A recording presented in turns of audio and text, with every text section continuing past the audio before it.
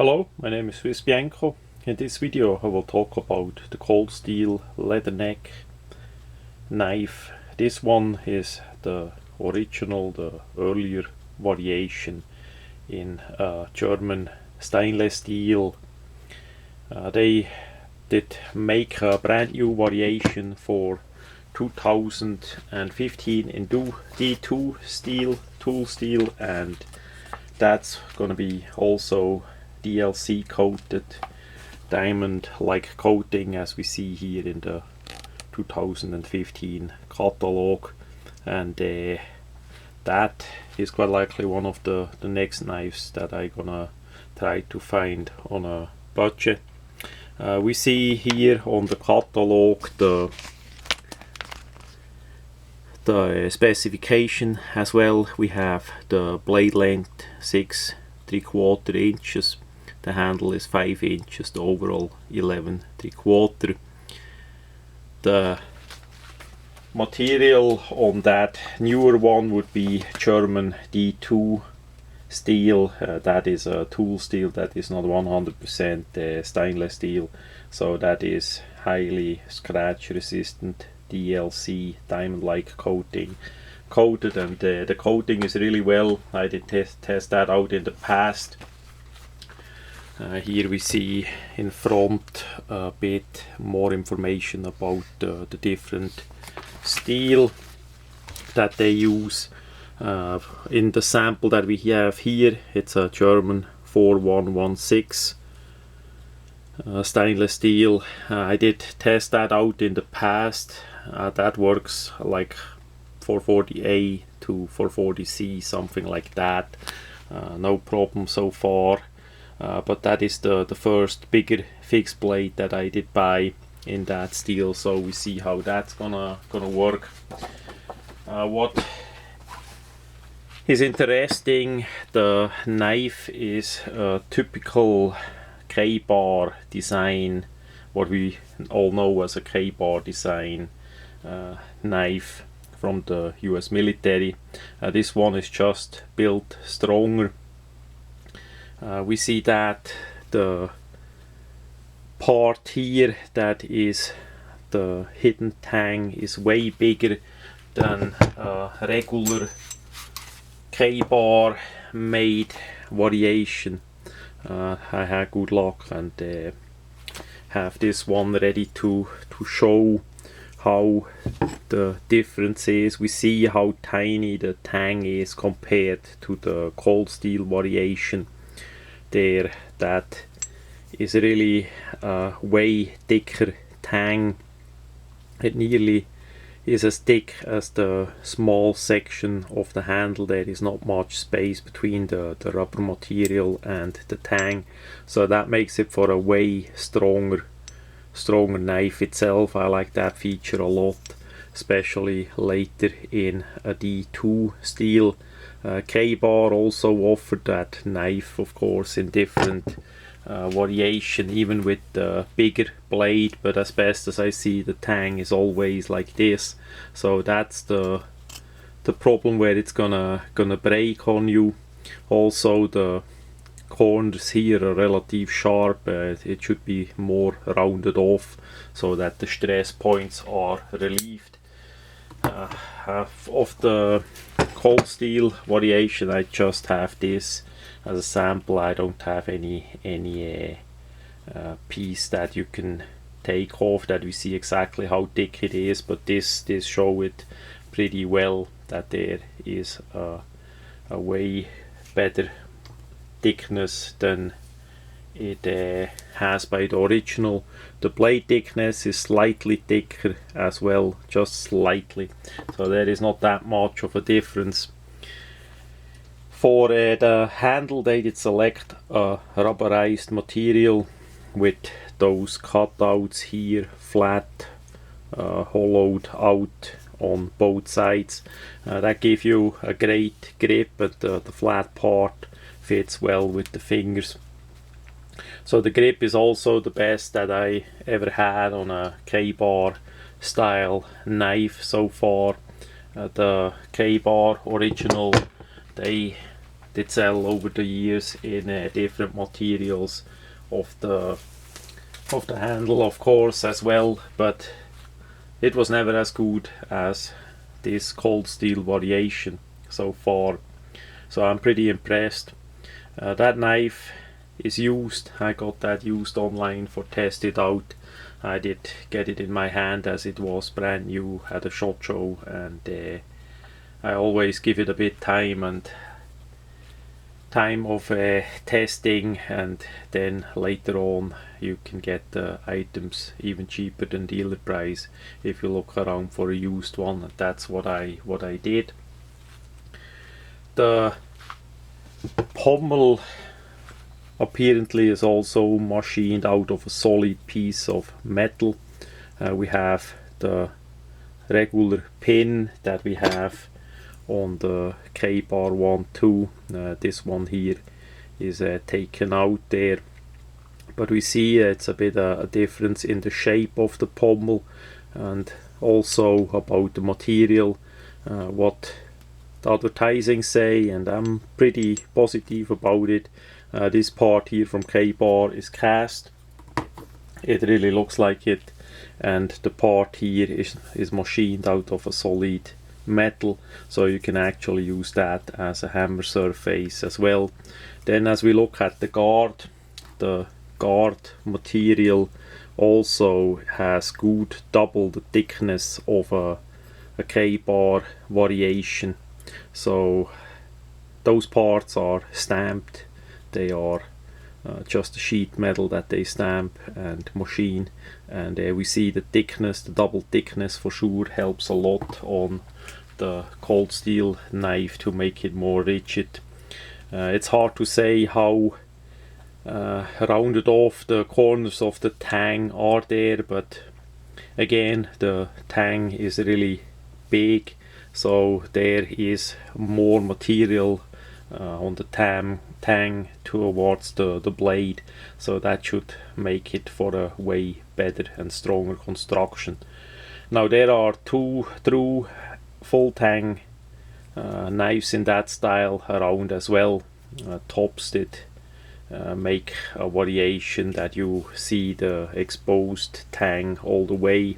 The pommel design was a bit off on that one, so that would makes it of course way more stronger, but this one is, I would say, the best compromise between hidden tang and full tang, because it's so thick and solid. Now to the blade of that German stainless steel. It's black coated, it has some kind of traction coating on it. We see that some did already rub off. This is a using knife, it's not a collectible, and as I say, I got it used. The laser engraving appears to be not completely straight applied on it. We have a hollow grind blade. The grind line is also way higher up and hollow than the regular flat one on the K-bar style, so we see it's higher up, grinded in a hollow grind, so it cuts better, and you still have a lot of solid material pretty much all the way towards in front of the blade. The thickness of the area towards the point is still pretty good. There was also a full flat grind variation and also the Tanto variation. I'm not too interested in the Tanto variation because I want to have the utterly of the regular blade style. By the K-bar was always a bit the problem that they were not too sharp. How should I explain that? The geometry of the blade style that they used, even if you sharpen it properly, it was never as sharp or cutting as a hollow grind that high up. So this one will be sharper than the original K-bar 100%. What is missing is the folder, the blood groove here. That is completely gone on that design. I don't know if you would need that feature or not, they just left it out there. So on the other side we see cold steel, it's made in Taiwan. Taiwan usually has a pretty good quality on the items, unlike China, the mainland, so the quality on this product shows it too. Yeah, it's for sure a nice knife, great to use. It comes together with a Securex plastic sheet. Usually it's in a black color. I did already rework it a bit and paint it in that brown, black, olive green here. We have a injection molded plastic sheet that gonna make it a bit more cheap to produce, and also a lighter sheet compared to a Kydex. It's molded in 2 halves. We see that here, 2 halves, and then that get riveted together with all those hollow eyelets here, simply like a Kydex sheet would be as well. And you have enough of them holes, round holes, if you want to leash it to gear. You have the slots also in case you want to add some paracord or a strap or whatever. And the sheet is the left side and the right side completely the same with that Securex in molded there. So you can swap the belt loop on either side, or you can leave it away. It's not a sheet that is asymmetrical, it's both sides the same. What we have to say is that the sheet not gonna interlock with the guard or something. That is a bit the problem. It's not gonna, yeah, just a little bit it locks with the guard here, but not 100%. That is the problem, because this material is not as springy as the Kydex material, so that you really could make a sheet that interlocks. It also has a little bit of play and a bit of wiggle. It's not much and not bad really for such a kind of sheet.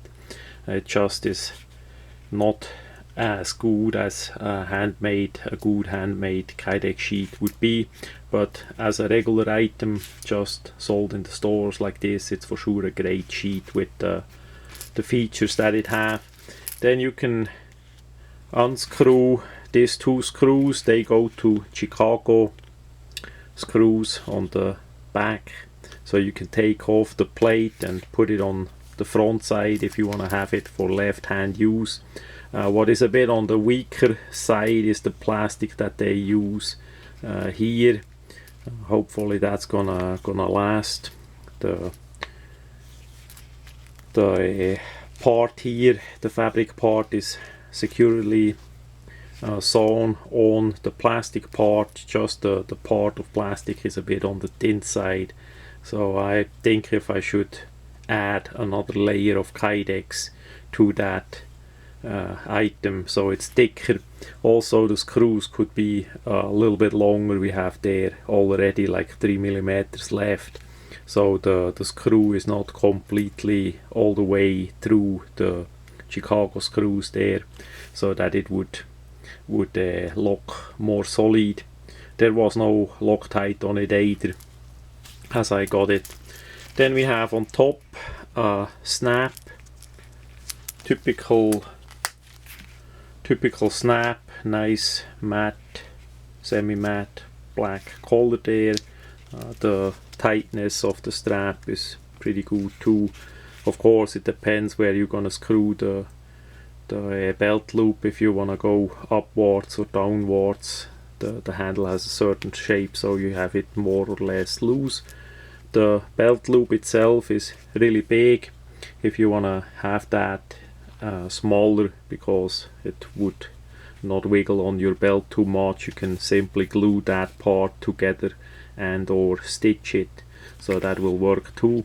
Then we have another snap on the back side together with Velcro, so you don't have to take off your belt to put on the knife. It's simple to put it on and snap it, put on the Velcro.